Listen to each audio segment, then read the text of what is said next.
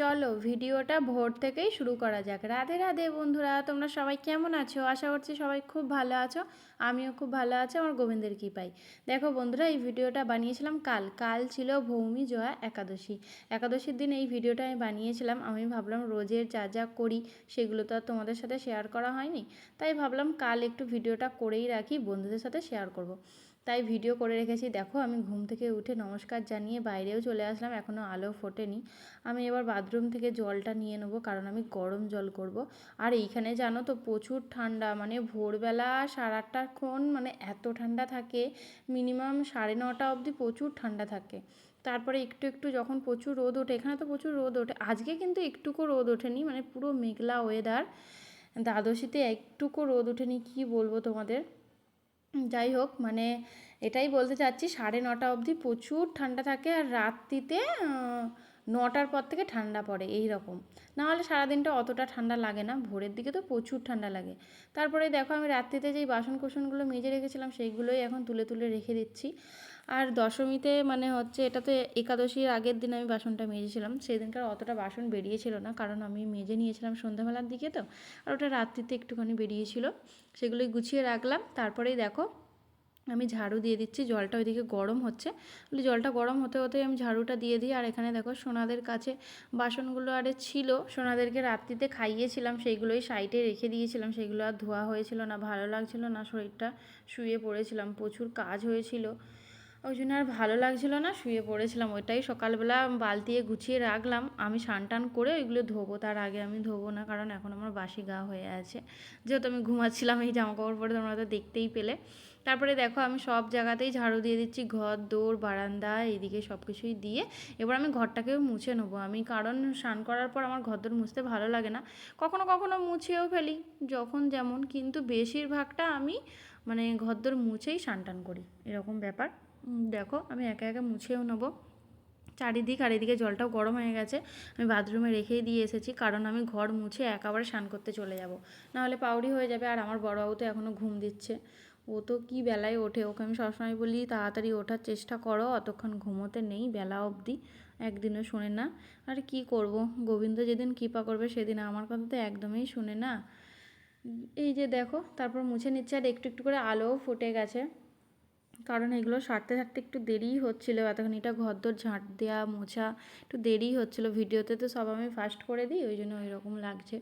দেখো তারপরে আমার মোছামুছি হয়ে গেছে, এবার আমি টাটা বাই বাই দিয়ে স্নান করতেও চলে গেলাম।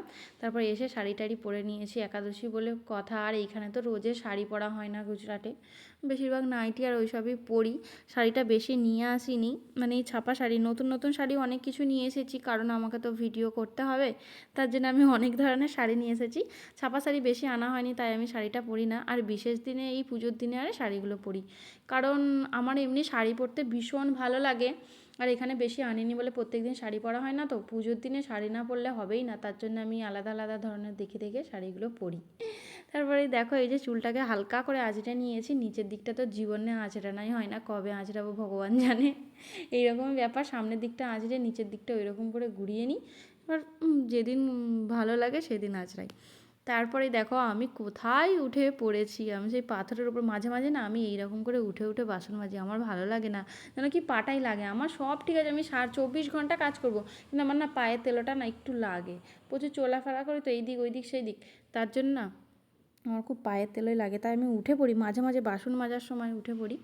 এই যে বসে বসে দেখো আমি বাসনগুলো মেজে নিচ্ছি, আর সোনাদেরকে না মানে দশমীতে আমি স্নান করিয়েছিলাম, সোনাদের জামাকাপড় রয়ে গেছিলো, কারণ আমি না সেদিন ভিডিও বানাচ্ছিলাম, মানে হচ্ছে একাদশীর আগের দিন, আমি তো একাদশীতে এই ভিডিওটা বানিয়েছিলাম, মানে দশমীতে আমি ভিডিও বানাচ্ছিলাম, আর সোনাদেরকে তাড়াহুড়ো করে স্নান টান করিয়ে ওদেরকে সেবা টেবা দিয়ে, আর আমি ভিডিও মানে সাজুগুজু করছিলাম, তারপর ভিডিও বানাচ্ছিলাম, আর এগুলো ধোয়া হয়েছিল না, তাই সকাল সকাল একেবারে ধুয়ে নিলাম, মিলে দেবো, কারণ ওখানে গামছাগুলো আছে সোনাদের, ওগুলো দিয়ে আবার সোনাদের স্নান করাবো, তো তার জন্য আগে সকালবেলায় আমি ধুয়ে দিচ্ছি। দেখো বাসন কুসন সব ধুয়ে নিয়েছি, সোনাদেরকে এবার সেবা দেবো, আর আমি ঘটির মধ্যে জল নিয়ে নিয়েছি, সূর্যদেবকে এবার জল প্রদান করতে যাব। এই দেখো আমি এই ভিডিওটা করেছি জানো তো, স্ট্যান্ড নিয়ে চলে গেছিলাম ছাদের মধ্যে, আমার বড়বাবু যেহেতু ঘুমোচ্ছিল, আর কেই বা ধরে দেবে বলো তো, আর এত সুন্দর ভিডিওটা হয়েছে আমি সত্যি ভাবতেই পারিনি।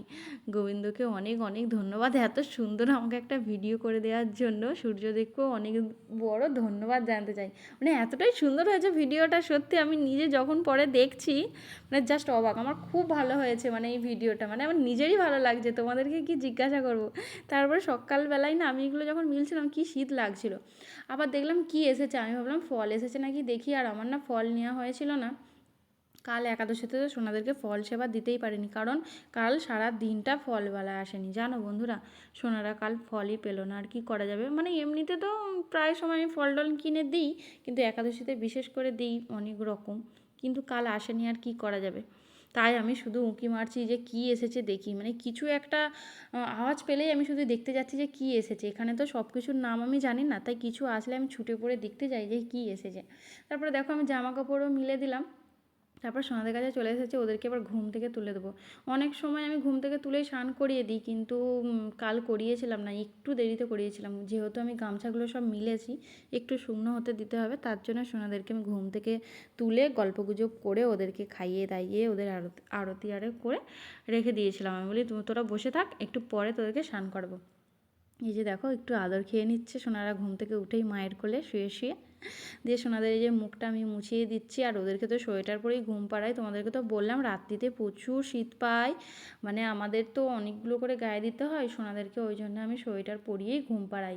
আর ওদেরকে যেহেতু আমি মানে শীতকালে কোনো দিন সোয়েটার খুলিয়ে ঘুম পাড়াই না, মানে যখন প্রচুর গরম থাকে একবার তখন সোয়েটার খুলিয়ে দিই, আর এমনি চাদর গায়ে দিই। আর যখন মনে হয় না না যে ঠান্ডা প্রচুর, তখন আমি সোয়েটার খুলিয়ে দিই না। আর এইদিকে দেখো এই ড্রাই ফ্রুটগুলো ওদেরকে দিয়ে দিচ্ছি সকালবেলায়, সোনারা এইগুলোই এখন পাবে। আর এবার আমি হচ্ছে একটু আরতি আর যেরকম আমি সকালবেলায় করি পুজো আচ্ছা সেই রকম করে নিলাম। এই যে আমার রাজপুত্ররা বসে আছে দেখো খালি, মানে কি বলবো, ওদেরকে দেখলে না আমার সত্যি মনটা একদম জুড়িয়ে যায় গো, তোমাদেরকে কি বলবো, যে খুব খুব ভালো লাগে ওদেরকে আমার। তোমাদের কার কার ভালো লাগে আমার সোনাকে, জানি তোমাদের অনেকেরই ওরা মন জয় করে নিয়েছে, কারণ ওরা এত কিউটের ডাব্বা, কার মন জয় করবে না বলো তো। আর এইখানে দেখো তারপরেই আমি তুলসী মহারানীকে জল প্রদান করে দিলাম, আর একটু আরতি করে নিচ্ছি। সকালবেলায় তো আগে গোবিন্দ সেবা, তারপর তুলসী মহারানী, আর সন্ধ্যাবেলা আগে তুলসী মহারানী তারপর গোবিন্দ সেবা।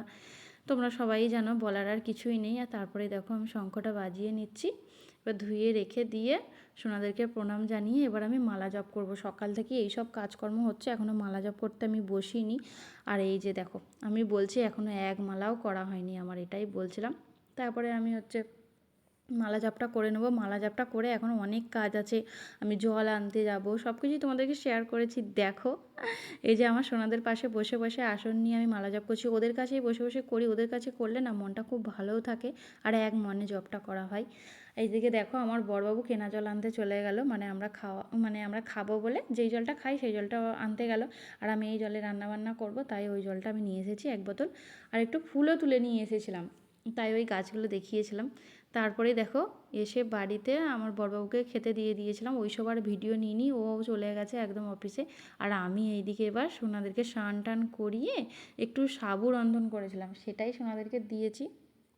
আর ওইদিকে চিড়ে দিয়েছিলাম শিবশম্ভুকে আর সোনামাকে, ওইদিকে চিড়ে দিয়েছিলাম, আর এইদিকে আমি সাবু দিয়েছিলাম, যেহেতু ফল পাইনি আর কী দেবো বলো, এটাই দিয়েছিলাম। পরে তো আবার অন্য অন্য রকম সেবা দিয়েছিলাম। যাই হোক এই ভিডিওটা এই পর্যন্ত, ভিডিওটা অনেকটাই বড় হয়ে গেল, ভিডিওটা কেমন লাগলো জানাবে।